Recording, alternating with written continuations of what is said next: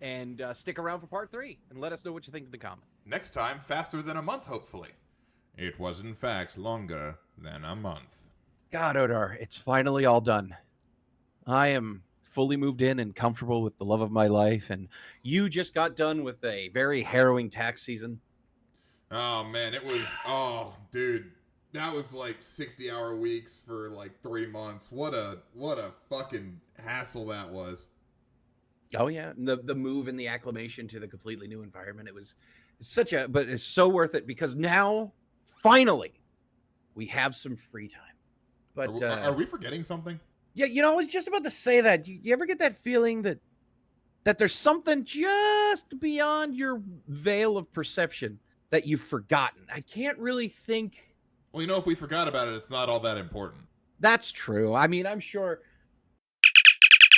Hold on, let me get this. Hello? Where in the hell have you guys been? Wait, what? Who is this? This is just a prop. It's been more than 6 months and you haven't released part 3 of the Bezmenov video yet. Oh, yeah. Well, there goes my next week. You know what, Odar? He's right. It's Bezmenov!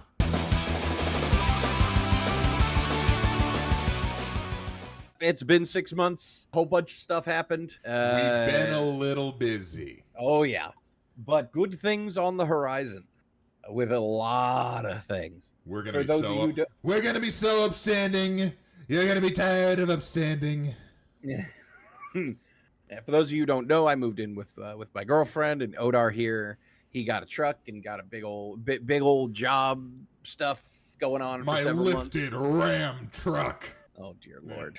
Never lifting that fucking thing. Absolutely not. Mm-hmm. Sure you're not. I'll give it 6 months. Anyway, all right, let's get you mean right how long to the. It took for you to move in? How fucking dare you?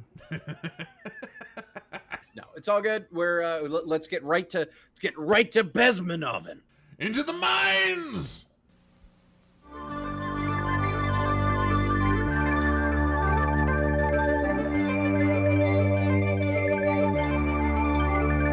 Bro. Look at that stud.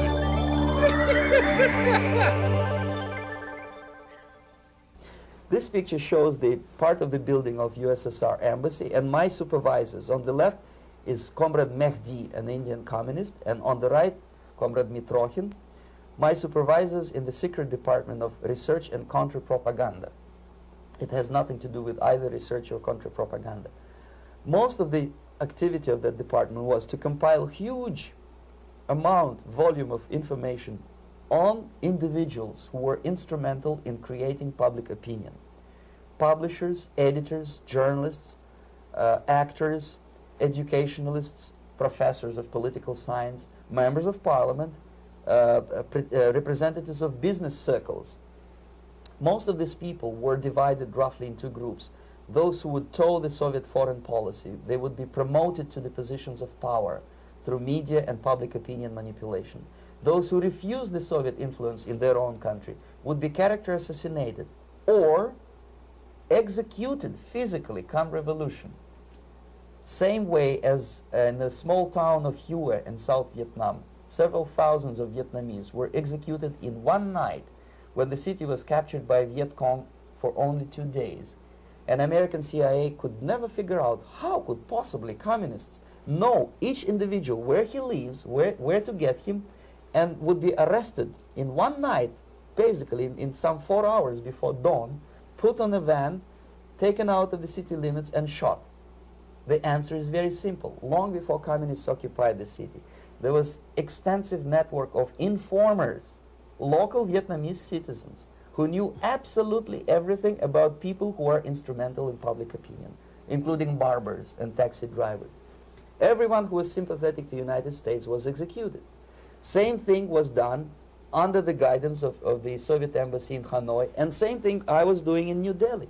To my horror, I discovered that in the files where people were doomed to execution, there were names of pro-Soviet journalists with whom I was personally friendly. Pro-Soviet? Yes. They were idealistically minded leftists who made several visits to USSR, and yet the KGB decided that come revolution or drastic changes in political structure of India, they will have to go. Why is that? Because they know too much. Simply because, you see, the useful idiots, the leftists who are idealistically believing in the beauty of Soviet socialist or communist or whatever system, when they get disillusioned, they become the worst enemies. That's why my KGB instructors specifically made a point: never bother with leftists.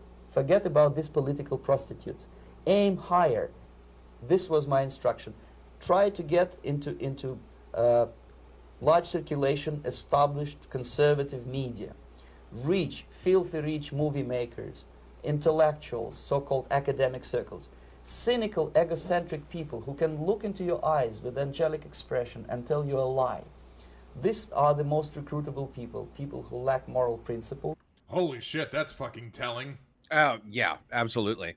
This is one of the harshest lessons that a lot of, as Yuri calls them, useful idiots come to terms with. When the revolution that they have been dreaming and striving for finally comes, they are the first ones against the wall. It always happens, every single time, because the last thing that the authoritarian collectivist government that they help to put in want walking around on the streets is a revolutionary. It turns out once you become the status quo, you want to maintain the status quo. And all of these people who are like, oh, I'm going to be an artist. I'm going to be a collective art major teacher guide for children. Nah, my friend. You're going to be breaking rocks in a gulag for the rest of your life if you're lucky. Dig the fucking hole. Yo, hey, those rocks can always be smaller, comrade. Get to breaking. All these people that it's like, oh, they're clearly too stupid to understand what they're talking about, what they're actually calling for. Yes, they are, which is why you laugh at them. There is no reconciliation with these people. You laugh at them until they cry, and then you laugh at them for crying.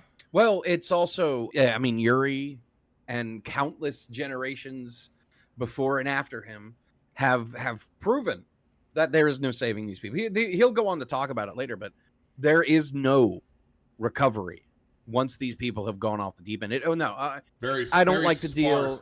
Very rarely can you recover these people. You have to try, because you have some that you can pull back from that ledge because they haven't fully gone over it yet. But that line between over the edge and right on it is practically imperceptible. But you have to try. I personally don't like dealing in absolutes, and not just because of the Star Wars meme or anything like that. But when it comes to people, you don't want to go, oh, this group is completely this or this group is completely that. You always got to give wiggle room for the human factor, for the ability for the human mind to recover from miraculous things. And yes, it does happen sometimes, but you always have to be skeptical. Obviously, you want to be skeptical of most things.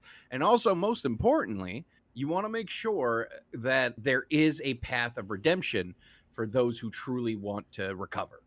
Because collectivism is a drug. It is the One Ring. It is the dark side. It is that thing that is quick and easy way to power, but you pay for it later. That is the crux of the argument there. It is always a very quick and easy way to get power, but you don't keep it for very long. It's like drama. Yeah, it's like drama streaming. You gotta constantly keep feeding that stuff. You gotta constantly keep feeding that audience. Otherwise, it goes away, and you get less than 20 people in your stream. That no matter what, there's always the opportunity for recovery. It should be within the heart of every human to forgive. Should be. Not to date this video horribly, but the whole Carmelo Anthony thing. What the dad of Metcalf did was a very honorable thing, very, very to a certain extent respectable, where he's like, I want to give the opportunity to heal. I forgive this person. It's not my place to judge. That is a very healthy mentality to have idealistically, but you can't forget the other side of that coin, which is forgive. Yes, absolutely forgive. Always forgive. But don't forget. And now, unfortunately, he extended his hand as, I know you're going through some shit too, young man. Allow me to try and make that burden easier. And then they spat in his face. So, he tried. Because you'd be a fool to just move on and trust someone that just stabbed you in the proverbial or literal back, chest, whatever. You'd be a fool. You should never trust that person in the same way again, but can always forgive. Yes. Forgiveness is always possible. That's part of human nature. You don't want to hold hatred in your heart because that just makes you worse. And that's, I know it's kind of out of left field talking about this, but it's something, because Yuri's going to go into more detail about useful idiots and about these people that do these horrible things. And you know what? Their up-ins will come. You know, like they will be slung up by their own petard eventually. Yes, it always happens. When that time comes, if they realize their mistakes, if they realize what they've done, that they've done these horrible things, that they've supported these horrible ideology, and they come and beg for genuine forgiveness, forgive them. It's the right thing to do, but don't forget what they've done. The career politician who built his life on spreading communism and corruption, if he comes up to the proverbial public and goes, I've done these horrible things and I apologize, forgive them, but don't forget. Don't reelect them. Now, if somebody like, let's say, just throwing a random name out there, Jake Tapper were to come out and go on this massive tour about how he's so sorry that he covered for the Biden regime's mental decline, just putting it out there. Yeah, absolutely. Who are either too greedy or too suffer from self-importance. They feel that they matter a lot. These are the people who KGB wanted very much to recruit.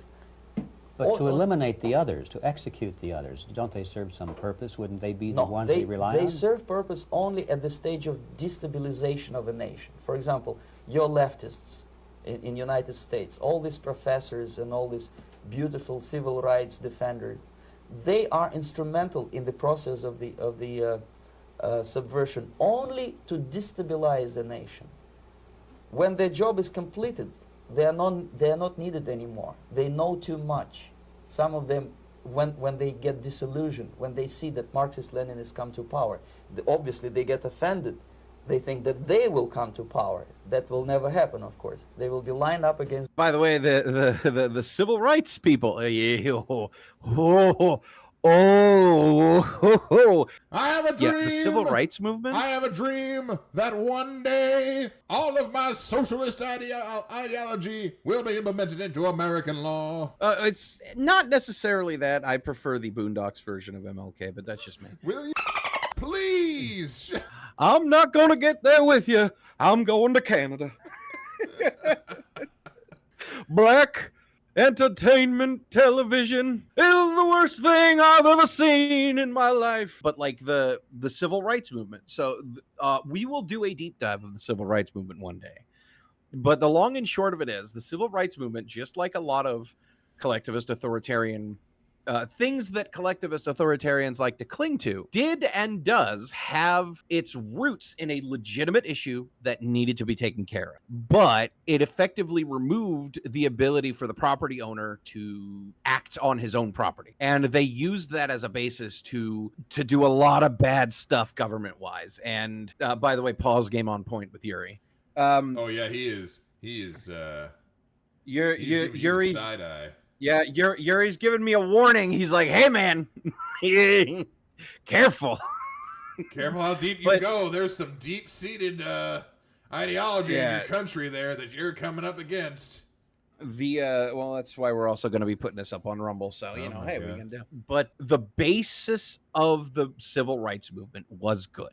But they had to do some crazy authoritarian bullshit in order to make it work. And they still do to this day. And in combination with that and the war on drugs and the RICO Act and all this good stuff, it's been a fun 50, 60, 70 years to be an American.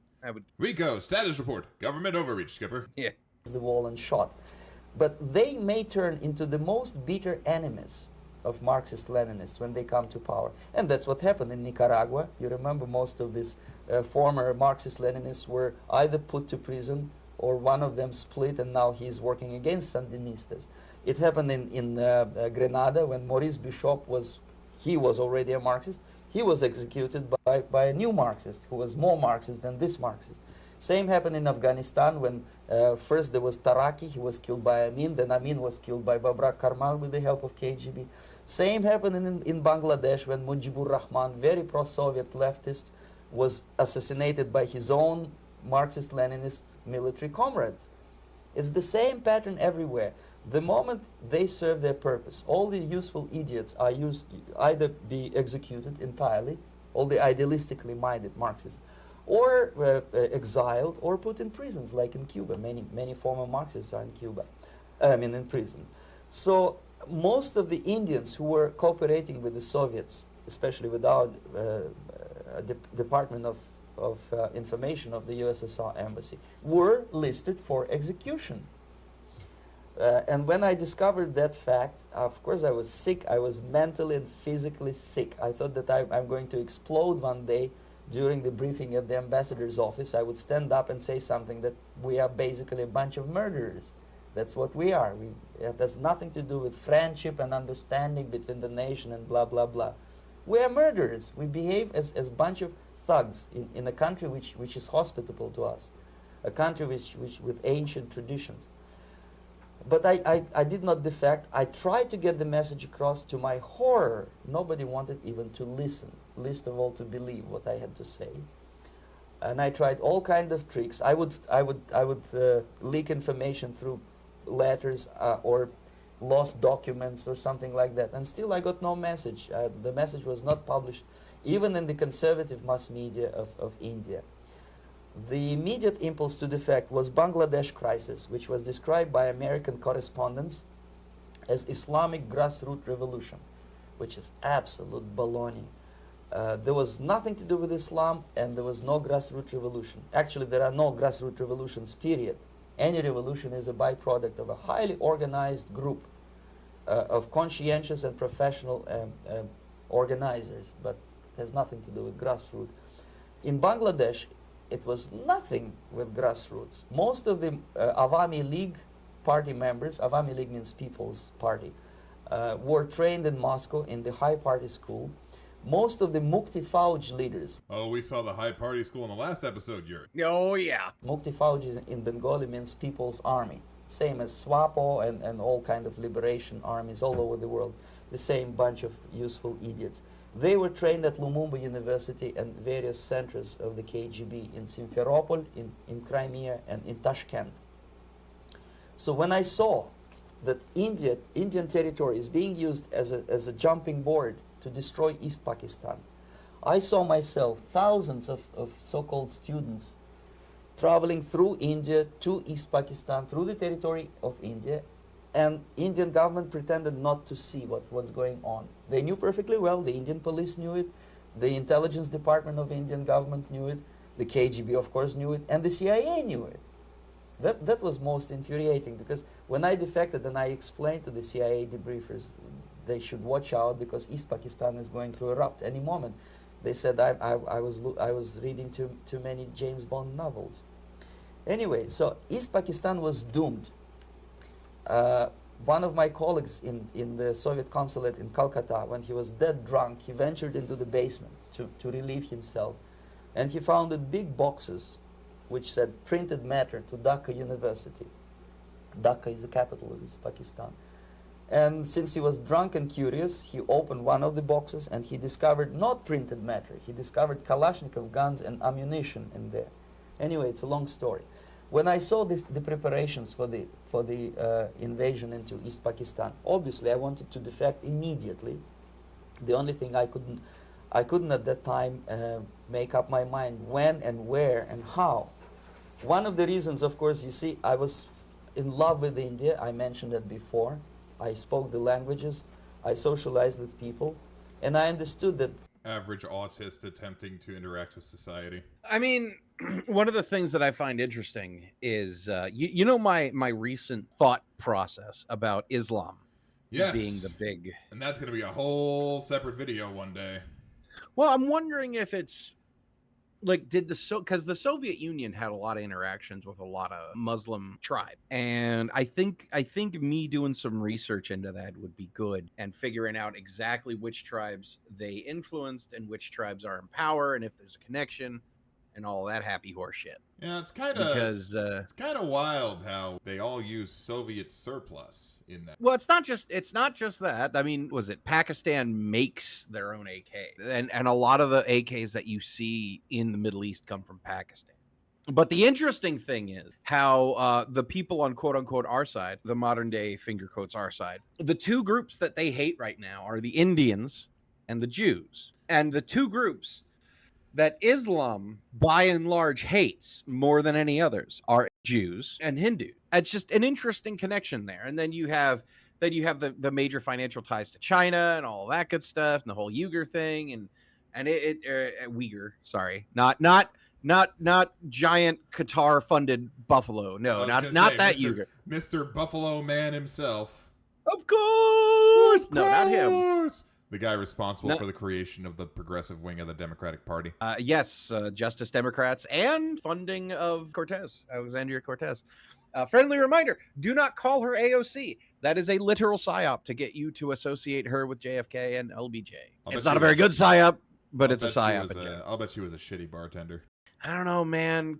6, 7 out of 10 Hispanic girls, Puerto Rican girls. I'll bet she got great tips. Oh, she's got great tips. She's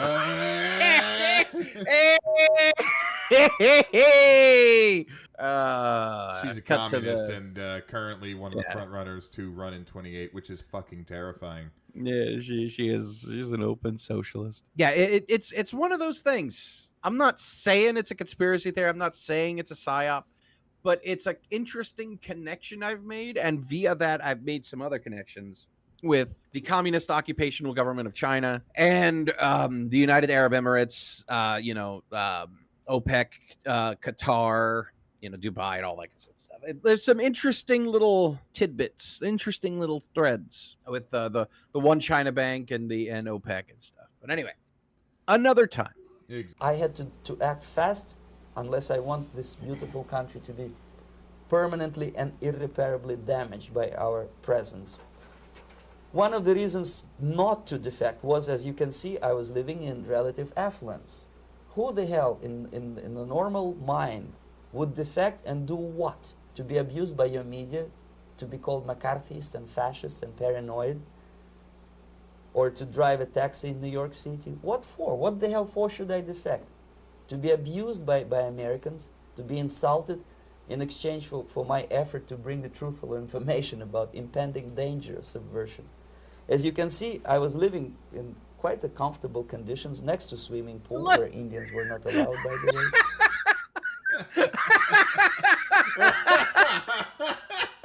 Yes, you do not understand. It is imperative that this picture ends up in the slideshow. Mr. Bezmenov, is this picture really? Yes, it is. Look at the pool. Definitely don't pay attention to... Look at how fucking pale he is. Good God. Oh, God. Dude, that pose. That is a great pose. You can practically hear the commie block, like, pseudo-jazz music in the background looking at him.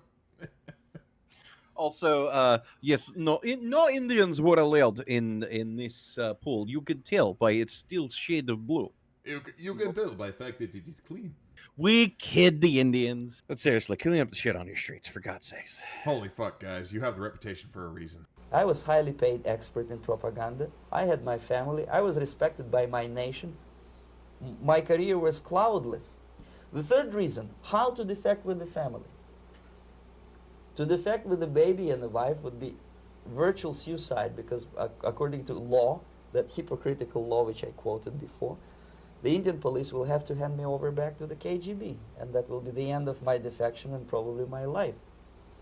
Again, I cannot smuggle my wife because she was not quite sure what I was doing. She was not that idealistically involved, and she was definitely not in the total picture of what I was doing for the KGB. She would be shocked if I put her in my van and drive her to the American embassy or elsewhere. That would be a greatest danger.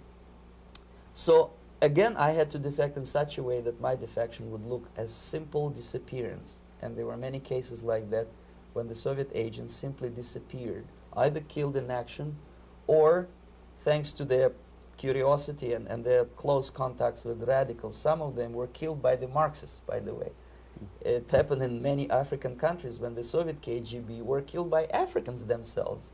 Not because they hated Marxism-Leninism, but because they were simply trigger-happy bunch of unruly characters. If you give them a machine gun, they will shoot. And some of the Soviets obviously were not careful enough to protect themselves and they got into embarrassing situations when they were shot at the crossfire between factions of so-called liberation movements. Anyway, so I decided, as I said, to study the counterculture. I decided this probably would be the best way to disappear. I socialized with characters like this. On the left, you see, he's a barefoot American hippie. Oh no, not a hippie. A hippie, you say? Hippie? It took me quite a long time to study exactly what they were doing and how to mix with them. But eventually I did it. Most of Indian newspapers carried my picture and promise of 2,000 rupees for information. Unfortunately, we have hippies to this day in America. It's quite a hazard. It's tough to handle. About my whereabouts. But they were looking for the wrong person, because they obviously tried to stop a young Soviet diplomat in white shirt and tie, and this is how I looked at the time of defection. Nobody could possibly think that a Soviet diplomat would be as crazy as to join a bunch of hippies. That's you. Travel India and smoke hash. So hippies, not even once. Yes, we travel with hippies and smoke hash. Oh, jeez. Look, Yuri, we get that you did what you had to do, but holy fuck, man. Also, that freaking look. By the way, Odar, did you know that the entire hippie LSD mind freak movement was started by the CIA PSYOP? The evils of the CIA will be covered in another video. Many videos. I made it literally almost like a Hollywood-style detective story. From under the nose of the KGB in Bombay airport, I landed the plane and I flew to Greece, where I was debriefed by the CIA. That's basically that's all for my slides. We can turn off the projector, then. That's very interesting. Well, you spoke several times before about ideological subversion. That is a phrase that I'm afraid some Americans don't fully understand. When the Soviets used the phrase ideological subversion, what do they mean by it? Ideological subversion is the process which is legitimate, overt, and open. You can see it with your own eyes. All you have to do, all American mass media has to do, is to unplug their bananas from their ears, open up their eyes, and they can see it. There is no... What a phrase, unplug their bananas from their ears. Not used enough, in my opinion. Great sentences of our time. Maybe if you plug them bananas out your ears, you can stop all that... God damn it. Are you gonna nuke every recording with this now? You're not gonna bleep out, are you? Yeah. Odar, don't you know is your favorite pastime? Why would you bleep out? And I won't have it. Not today. Why did I bug Mel into bugging you to finally do this? All right. He's going to go into a deep dive a bit into ideological subversion and what that means. Now, he goes into much greater detail on his lecture, which is his other video, which we will be getting to soon, TM. But this is a good intro to ideological subversion. And I myself do reference ideological subversion quite a bit. And let's see what Yuri has to say. Mystery. There's nothing to do with espionage. I know that espionage intelligence gathering looks more romantic. It sells more deodorants through the advertising, probably. That's why your Hollywood producers are so crazy about James Bond type of thrillers. But in reality, the main emphasis of the KGB is not in the area of intelligence at all. According to my opinion and opinion of many defectors of my caliber, only about 15% of time, money, and manpower is spent on espionage as such. The other 85% is a slow process which we call either ideological subversion or active measures, активные мероприятия in the language of the KGB, or psychological warfare. What it basically means is to change the perception of reality of every American to such an extent that despite of the abundance of information, no one is able to come to sensible conclusions in the interests of defending themselves, their families, their community, and their country. It's a great brainwashing process which goes very slow. The slow process which we call either ideological subversion or active measures, активные мероприятия in the language of the KGB, or psychological warfare. What it basically means is to change the perception of reality of every American to such an extent that despite of the abundance of information, no one is able to come to sensible conclusions in the interests of defending themselves, their families, their community, and their country. It's a great brainwashing process which goes very slow, and it's divided in 4 basic stages. The first one being demoralization. It takes from 15 to 20 years to demoralize a nation. Why that many years? Because this is the minimum number of years which requires to educate 1 generation of students in the country of your enemy, exposed to the ideology of the enemy. In other words, Marxism-Leninism ideology is being pumped into the soft heads of at least 3 generations of American students without being challenged or counterbalanced by the basic values of Americanism, American patriotism. The result you can see. Most of the... So he said 3 generation of American students in the late 80s.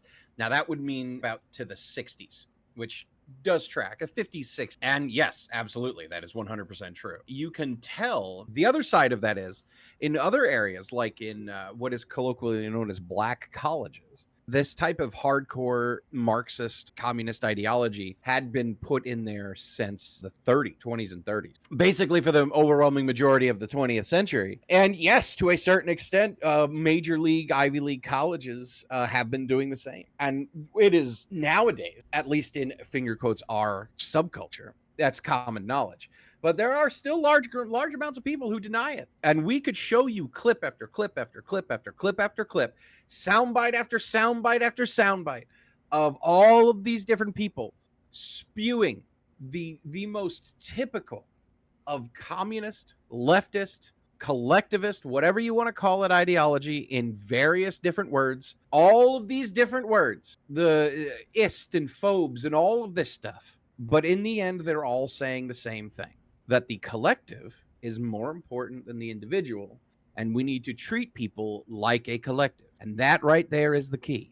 If you ever see someone, hear someone, interact with someone, hear about someone interacting with someone who is talking about how the collective is more important than the individual, he is the enemy. That individual is the enemy. Because in the end, that's what it is. Collectivization is the dark side. It's the one ring. It's the short, easy way to power. And then once you get that power, you enforce it with an iron fist. You cause genocides. You cause gulags. You cause all of this shit. And it goes on for generations. And that's what we have to avoid. And as this culture pendulum is swinging rapidly to the other side, we need to call this shit out for what it is, because you're going to start seeing it more and more. You're going to start seeing, and just like with the civil rights movement, just like with second wave feminism, just like with so many things, the collectivism was rooted in a legitimate issue, but that legitimate issue was twisted and manipulated in order to push collectivist propaganda, and you're seeing it right now. If you don't believe me, I'm going to age this video horribly, Odar. I'm going to do it. I'm going to age it. But if you look at this whole black fatigue thing, now, again, it is a legitimate issue that is worth a discussion. But what is that discussion wrapped in? It's wrapped in ethnic collectivism. Yeah. And that right there, kids, is the key to the ideological subversion of the United States. Ethnic collectivism, because they said back in the 20s and 30s that they could not create class warfare in the United States. It was not possible because of the economic opportunism that is inherent in our system. The people don't want to rise up and destroy the upper class because they want to be the upper class, and there's a legitimate opportunity for them to be that upper class. They couldn't get around it economically, so they decided to go via race. And that was in the early 20th century. And that's when they started infiltrating black communities and started brainwashing and paying off black voices and stuff like that. Not to use one of their terms, but Yes, and it's a trip. I'll one of these days I'll do the homework, and I'll actually put it all out there, pink and naked, about the exact times and dates and what they said and all that good stuff. It'll take me a bit to find it because it's been buried by history, big shot. But that has been and always will be the way that collectivists will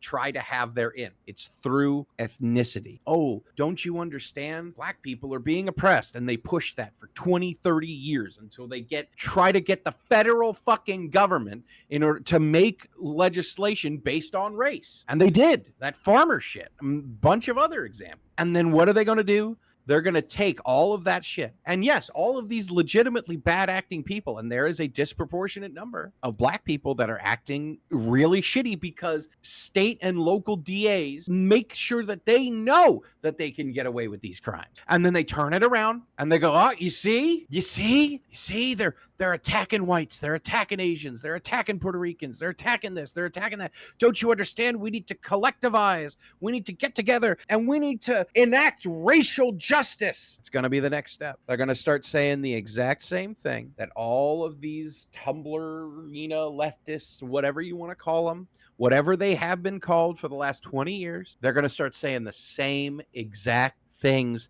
with different words. You will know the traitor by his words. It's something that I am meaning to talk about soonish, because I'm noticing it more and more. These people who are on quote-unquote our side, who are not actually ideologically opposed to the tactics that have been used, they're just mad that they didn't have access to them until recently.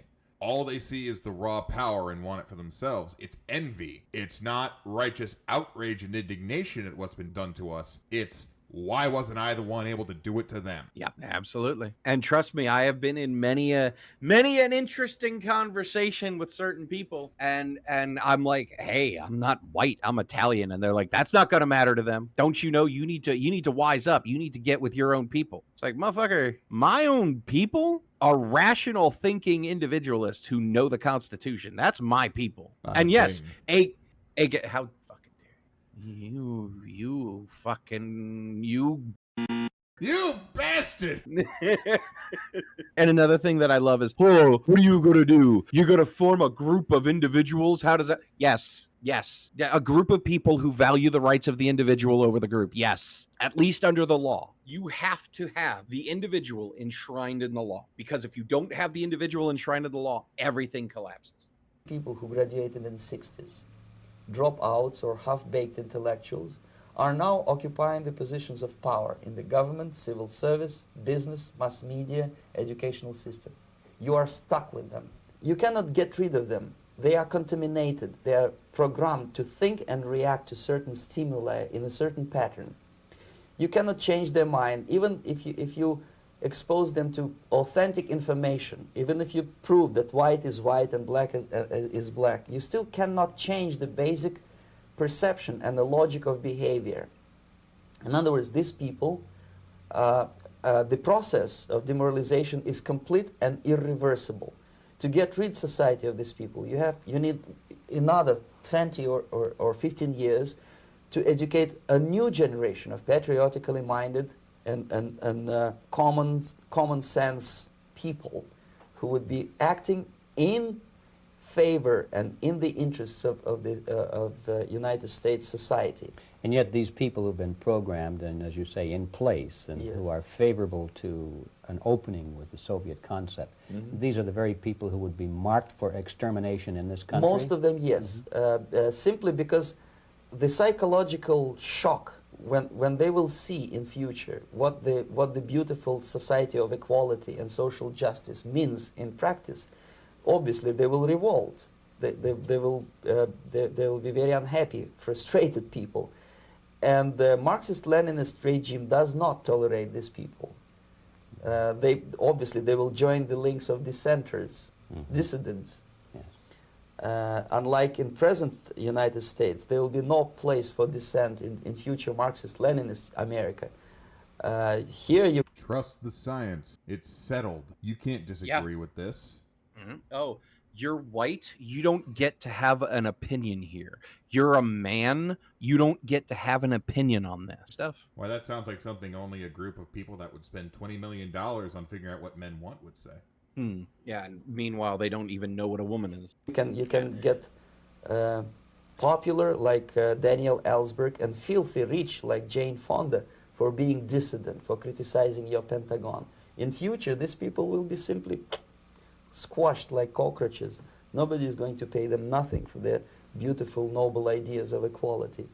This they don't understand, and it will be the greatest shock for them, of course. The demoralization process in the United States is basically completed already. For the last 25 years. Actually, it's overfulfilled because demoralization now reaches such areas where previously not even Comrade Andropov and all his experts would even dream of such a tremendous success. Most of it is done by Americans to Americans, thanks to lack of moral standards. As I mentioned before, exposure to true information does not matter anymore. A person who was demoralized. And that's one of the key things. That is one of the things that multiple generations of authoritarian collectivists have taken advantage of, which is we do it to ourselves at this point. Our education system is designed to teach us how to be low-class factory workers. We are educated we are trained from the minute we start going into regular school on the person up at the front has the ultimate authority. The person who is talking has the authority. You cannot counter them. They are lecturing at you. You are not able to engage in debate with them. They are right. Trust the science. The teacher is always right. You are not allowed to speak against, that type of thing. We've been trained like generations now. We've been trained like this, and it wasn't like that before the 70s. Mid-70s, when the Department of Education came in, that's when this shit started. The very creation of the Federal Department of Education is to spread literal communist propaganda, to make us more psychologically malleable to collectivist and authoritarian ideas and mentalities. That's it. Like that's just it. Back in the day, it wasn't like that. Back in the day, the debate was encouraged. Conversation was encouraged. Questions were. It's not like that nowadays. Nowadays, they don't teach you a subject. They teach you a test. Thank you, Jeb Bush. You ever want to see something that is actually demoralizing? Look at what debate clubs have turned. They've been doing this for quite some time. And just the first off, they destroyed people's ability to discuss, to argue civilly. Yeah, because we are all a part of the stack. And if you're higher than me on the stack, you don't get to say anything. You don't get to have an opinion. You don't get to do this. You don't get to do that. You are privileged. The very concept of privilege is literal and unironic communist propaganda. Some might even call it gobbledygook. Oh my God. Is unable to assess true information. The facts tell nothing to him. Even if I shower him with information, with authentic proof, with documents, with pictures, even if I take him by force to the Soviet Union and show him concentration camp, he will refuse to believe it until he is going to receive a kick in his fat bottom. When a military boot crashes then he will understand, but not before that. That's the tragic of the situation of demoralization. So basically America is stuck with demoralization, and unless, even if you start right now, here, this minute, you start educating new generation of Americans, it will still take you 15 to 20 years to turn the tide of ideological perception of reality back to normalcy. It's interesting that he brings that up because that is still the case. Now, I personally believe that Yuri could not have predicted the information age. No one could. No one who lived pre-high-speed internet could have predicted how the internet has changed humans psychologically. And I hope, I can't prove it, but I hope that, because I don't know if you've noticed, Odar, but there really is no longer any such thing as like super popular fashion or super popular music or super popular. You've got whatever the fuck, the Met Gala or whatever it is, the fucking Paris fashion show, all that shit still happens. No one gives a fuck. Like when I say 80s culture, what do you think of? You think of scrunchies. Yes, the scrunchies and the weird slotted sunglasses and poofy hair and shoulder pads on women and all that good stuff. And when you think of 70s, what do you think of? You think of disco, John Travolta, and the end of the hippie era, and Studio 54, and all that stuff. And when you think of the 60s, you think of beehive hair, and you think of the acid trips, the hula hoops, and all that stuff. And when you think of 90s, you think of Jinko jeans and the skater shit and all that stuff. That's 90s. What do you think of when you think of 2000s fashion? Turn on any channel, doesn't matter which one. Yeah, but 2010s fashion. Like, what about 2020s fashion? We're 5 years into 2020. What's 2020's fashion? And this is what I mean. Like, and you think about like huge movie stars of like the 2000s, right? I mean, obviously, we can go with the 70s and 80s and 90s like we did. But think of major movie stars of the 2000s that weren't also major movie stars of the 90s. The list shrinks significantly. And again, go to the 2010s. Think of movie stars that made their bones, that are household names, that didn't get famous in the 2000s or the 90s. And now here we are 5 years into 2020, you know? And music, same thing. The harsh truth is that the internet, the ability to connect with anyone at any time and have some knowledge of the entirety of humanity at your fingertips, has caused this stranglehold that finger quotes popular culture has had on Western civilization since the 50s, since the post-World War II. It's shattered it. And with that comes an opportunity. We have the opportunity to start decentralizing things, because ever since the 50s, things have been more and more and more centralized, and with good reason. With good reason. The people who just survived a depression, one world war, and then another world war were like, hey guys, how about we do our best to make sure that never fucking happens again? Understandable. Very understandable. And all of a sudden, bam, they're in a world of overwhelming growth and prosperity. And they're like, yeah, let's make sure we keep that. That's understandable. Good intention. But what is the road to hell paved with? Exactly, Odar. Yes, exactly. That's where you're going to go, Odar, if you're not careful. Anyway. I fucking hate you. What? But like that's one of the key things. We have an opportunity to finally break this. And it's going to take a while. And what Yuri is talking about, it's going to take multiple generations in order to fix this. But the wonderful side effect of the shattering of popular culture's grasp on the American psyche is that you have, instead of everyone breaking all at once and having a big bloody revolution, there's been a slow drip feed of, to quote popular culture, red pills. There has been a slow drip feed of realization that, yes, the alphabet agencies want to kill you and control you. That, yes, the majority of the presidents of the last 20, 30 years have had direct relationships with the CIA. And that, yes, every single major politician has financial ties and has had financial ties with major military equipment manufacturers. And it just so happens that we have never not been in a conflict for the last 50 fucking years. Wow. Oh, what's this? Oh, Joe Biden just left over $1 billion of equipment in Afghanistan. Guess we gotta replace all that. Oopsie doopsie. Yeah, it's part of it. It like people talk about these vast conspiracy theories with magic bullets and Jews and all of this stuff.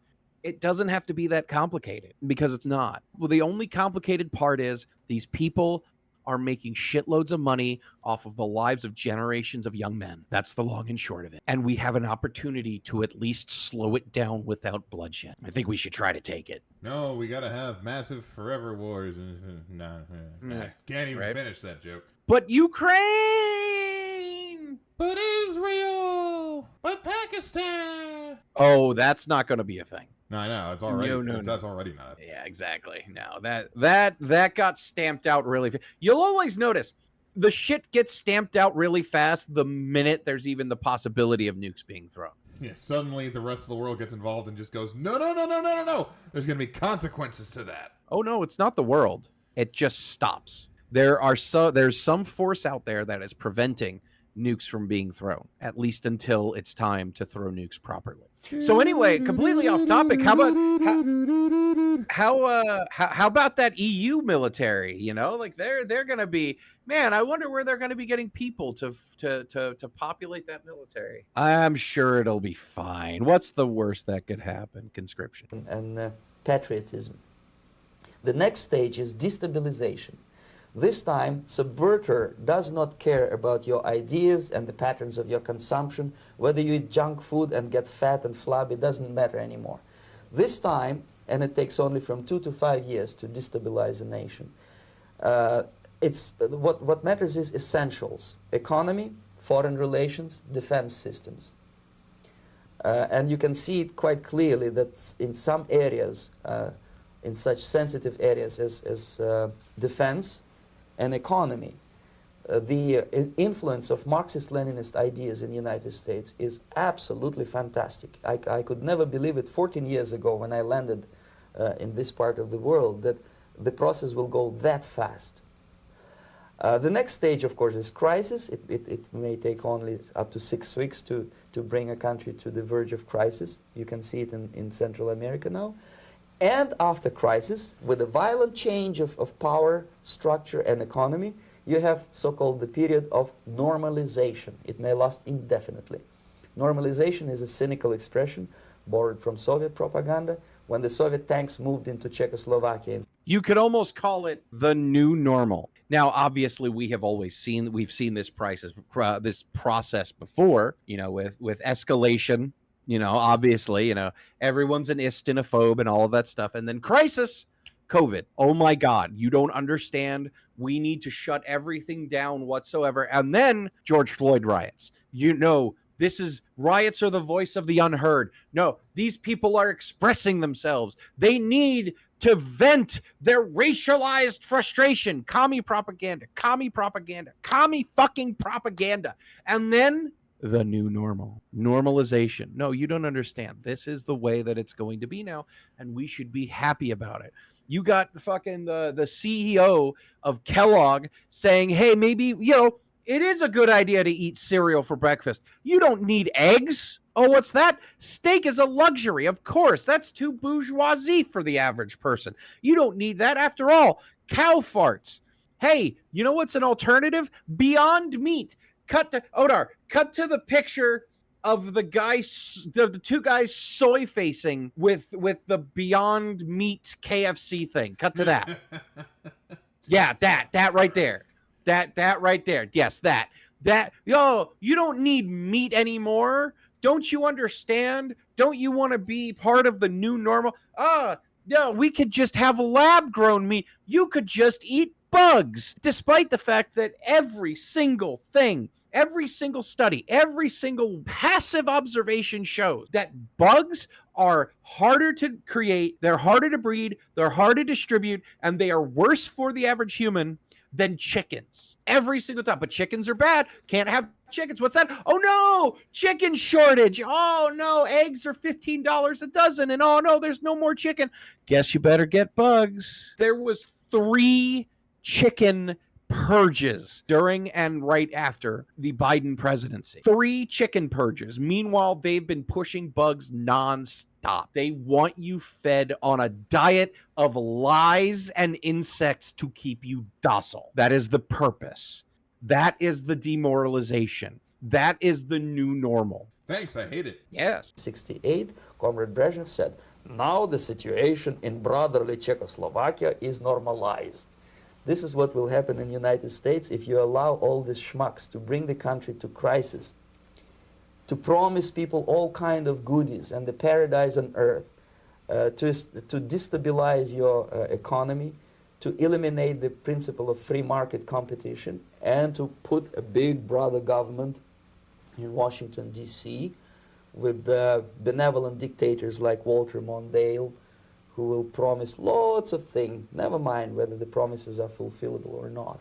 He will go to Moscow to kiss the bottoms of new generation of Soviet assassins, never mind. He will create false illusions that the situation is under control. Situation is not under control. Situation is disgustingly out of control. Most of the American politicians, media, and educational system trains another generation of people who think they are living at a peacetime. False. United States is in the state of war, undeclared total war against the basic principles and the foundations of this system.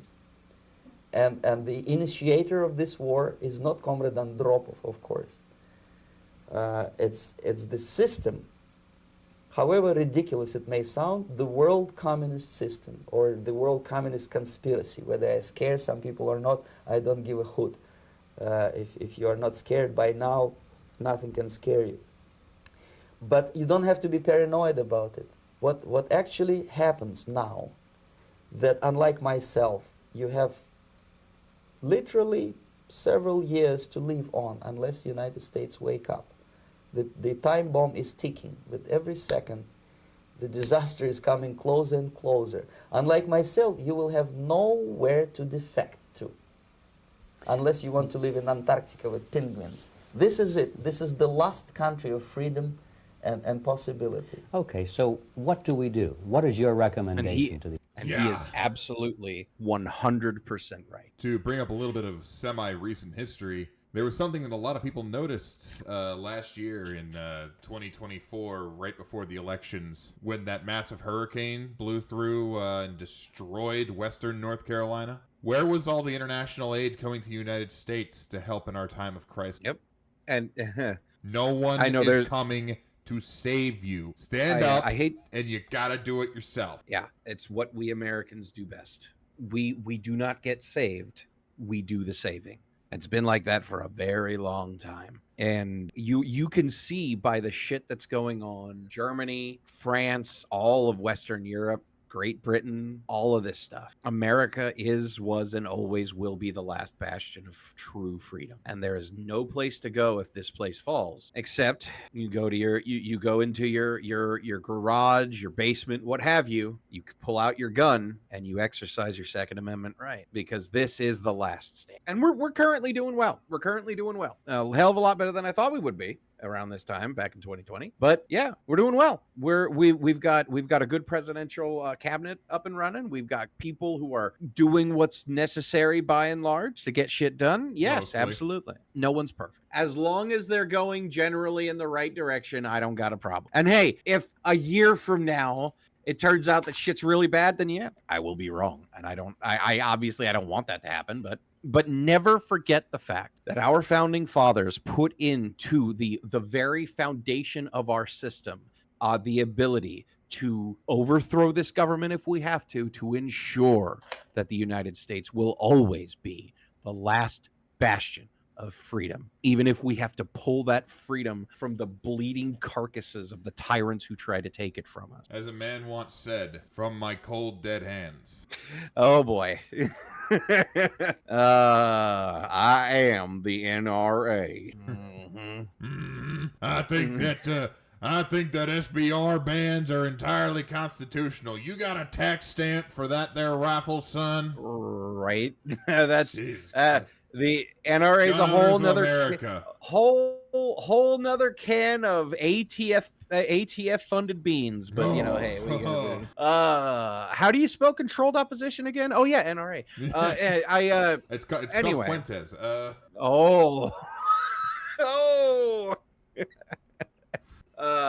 No, that's actually something that my daddy used to say. He said, "How do you spell controlled opposition?" Oh yeah, that's right, NRA. But anyway, well, the immediate thing that comes to my mind is, of course, there must be a very strong national effort to educate people in the spirit of real patriotism. Number one, number two, to explain them the real danger of socialist, communist, whatever, welfare state, big brother government. Hi, it's us.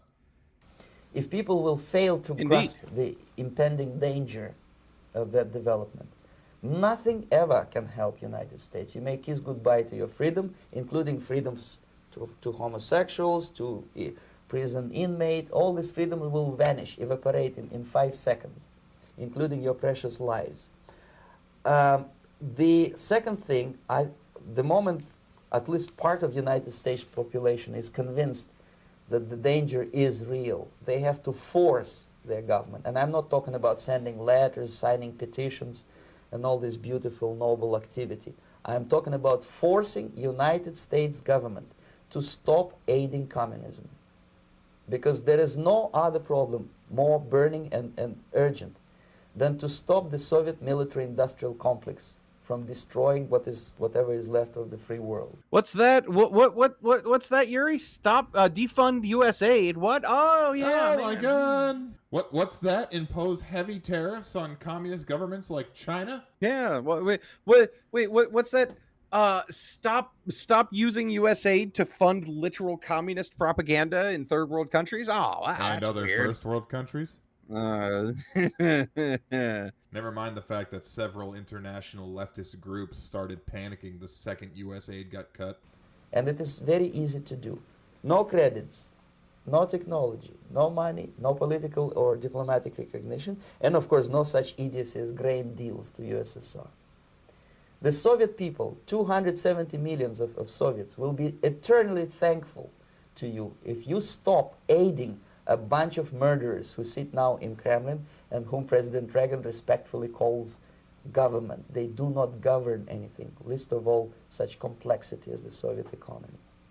So basic, two very simple, maybe too simplistic answers or solutions, but nevertheless, they are the only solutions. Educate yourself, understand what's going on around you. You are not living at the time of peace. You are in a state of war, and you have precious little time to save yourself. You don't have much time, especially if you are talking about young generation. There's not much time left for convulsions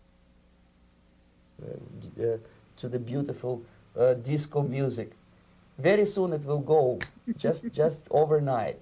If we are talking about capitalists or wealthy businessmen, I think they are selling the rope on which they will hang very soon. If they don't stop, if they cannot curb their unsettled desire for profit. And a friendly reminder, when he says capitalists in that situation, he means the better description is corporatist. But yeah, that is something that most people get confused. Again, capitalism is, by Marx's own description, the natural state of two humans with resources interacting with each other, which is the free or slightly regulated exchange of goods and services for other goods and services. It's just the way humans interact. But when he says the capitalists in that situation, he means the people who are manipulating, finger quotes, capitalism in order to gain a ridiculous advantage, which really only happens when an authoritative body, i.e., say the U.S. government, for example, gives them a leg up by, I don't know, bailing them out during a massive recession. I don't know. Never happened. What are you talking about? Nah, who knows? Or maybe I'm just fucking spitballing, as the kids say, making, using licenses and other government fines in order to give an already established business an unfair advantage in what should otherwise be a free market banking. Like, I can't give any specifics acting, but I'm sure we could think of the music industry tons of examples if we were to just pop our heads together. Realistic. That's wild, man. Yeah, I know. I can't think of off the top of my head automotive industry. That's crazy. They would never Goldman Sachs. Anyway, moving on. And if they keep already on said trading banking with the monster of the Soviet communism. But I said it again. Well, you you were too hang busy there. to figure out they what was will going create- on. You fuck! You can't do that when he's talking! Yes, I can. Damn it! I'm gonna have to censor him talking now. No, you just go back and re-record it. Stop being a bitch. To the beautiful disco music. Very soon it will go, just overnight. If we are talking about capitalists or wealthy businessmen, I think they are selling the rope on which they will hang very soon. If they don't stop, if they cannot curb their unsettled desire for profit, and if they keep on trading with the monster of the Soviet communism, they are going to hang very soon. And they will pray to be killed, but unfortunately they will be sent to Alaska probably to manage industry of slaves. It's simplistic. I know it sounds unpleasant. I know Americans don't like to listen to things which are unpleasant. But I have defected not to tell you the stories about such idiocy as microfilm, James Bond type espionage this is garbage. You don't need any espionage anymore. I have come to talk about survival. It's a question of survival of this system. You may ask me, what is it in for me? Survival, obviously, because unlike, as I said, I am now in your boat. If we sing together, we'll sing beautifully together. There is no other place on this planet to defect to.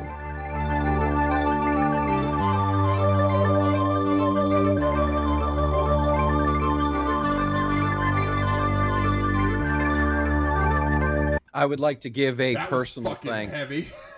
Oh yeah, it's one of them endings, man. Yeah. If we sync together, and we will do it beautifully. Absolutely, but we won't go quietly.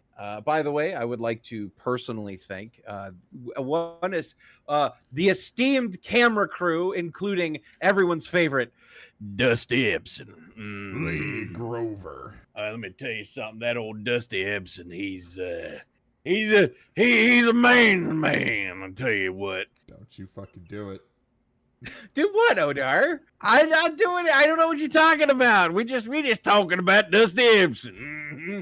So, concluding thoughts. So, Wes, you got any actual concluding thoughts for this? Because this has been one hell of a little journey we've gone on here. Oh yeah, some absolutely. very heavy stuff. I was made aware of this, believe it or not, via Alex Jones and a couple of other people. My dad used to listen. Mark Larson, Mark Larson, Rush Limbaugh, Alex Jones, a couple other people, and one guy from San Francisco. I can't remember the name of it for life. Yeah, and they got me. They talked about Bezmenov multiple times over the years, and when I finally was able to watch his two videos, is like, oh my god, that explains so much. And as YouTube became more and more of a thing, it became more and more available on it, and I got myself a copy of it early on. And I just try to spread it like wildfire, because when you sit and you listen to Yuri in this interview and then in his lecture in the other interview, in the other video, it really is telling. It explains so much, and it's eye-opening, most importantly. Because if you are not already ideologically subverted, if you are not already a useful idiot in some way, shape, or form, you are going to see his words and his message mirrored in modern society, and it just gets worse and worse every fucking year. Because now the alphabet agencies that used to fight Soviet propaganda is using Soviet tactics in order to gain a foothold. And it's not just the alphabet agencies, it's NGOs, it's political groups, it's, stuff like that. I mean, hell, Black Lives Matter leadership admitted that they're trained Marxists. Odar, cut to the video of the BLM guys saying we're trained Marxists. Do it here. Myself and Alicia in particular are trained organizers. We are trained Marxists. We are super versed on sort of ideological theories, and I think that what we really try to do is build a movement that could be utilized by many, many Black folk. Okay, good. Thank you, Odar. I'm gonna be editing for 3 months. Yeah, you'll be fine. Anyway, they tried to pivot and say, there's no such thing as a trained Marxist. We were just talking. Yeah. But this step of escalation, crisis, and normalization. There's a couple more steps. He goes much more detail in the lecture that he does.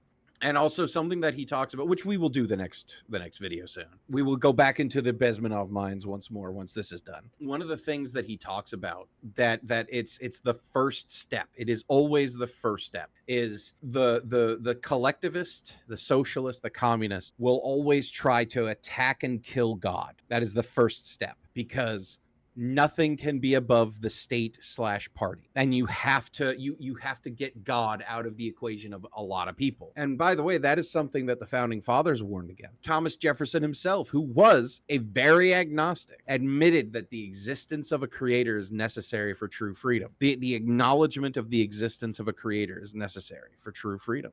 That's why he created the Deist Bible. That's why he created Jeffersonian deism in general. And just like the other day, dude, I was on a Helldivers Discord hanging out with folks, and the topic of God came up, and immediately, do you mean the God that lets children starve to death in Africa? You mean the God that's responsible for for all of these these crusades and mass murders and genocides. I'm like, where did God do any of that? Part originally my conversation, but I did butt in because, you know, my ego wouldn't allow it. But I did intervene. I'm like, hold on, where did God do any of that? That's the actions of man. And then the conversation continued. And I said, you don't get freedom without the acknowledgement of the higher power guaranteeing these rights. You do not get it. You cannot have it, because otherwise these are things installed by man and another man can rip them out. If you don't believe me, look at what's going on in Great Britain right now. Great Britain, the nation that we formed our country, several of our country's laws and our rights on, so much of our culture on. And there it is, because they put their faith in a man, in a king. Look what's happening to them. They are coming apart at the seams. Look at every European nation that so much of our culture, so much of our country, so much of our laws are built on. Real quick. Look at them. Real quick. Yes, the king will save you from this leftist drivel that your parliament is speaking. Meanwhile, your king, literally the other day in Canada, I would like to acknowledge the fact that we are on stolen land. Yeah. The natives. Oh, yeah. Yep, absolutely. And there is, and people are like, well, there are other countries that do great things. There's that one movie. God damn it. I wish I could remember the name of it. But it's that guy who said, America. America's not number one in education. America's not number one in this. America's not number one in that. America's not great. Yeah. Sorry, Chief. Cut to 2025. You know, sorry, Chief. You can look at this Spike TV intro. You're goddamn right we can. Odar, show it.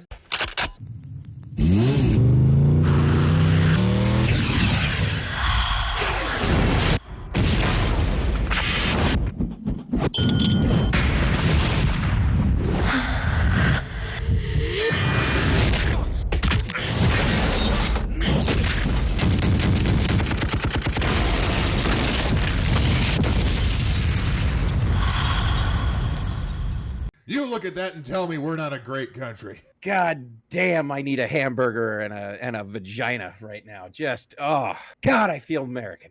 Beautiful. Anyway, no, but seriously, like that was the mentality of a lot of people in the 2000s. That never been number one in like literal collectivist drivel, anti-American. If you consult my numbers, I mean, hell, even if you consult the numbers, we're better.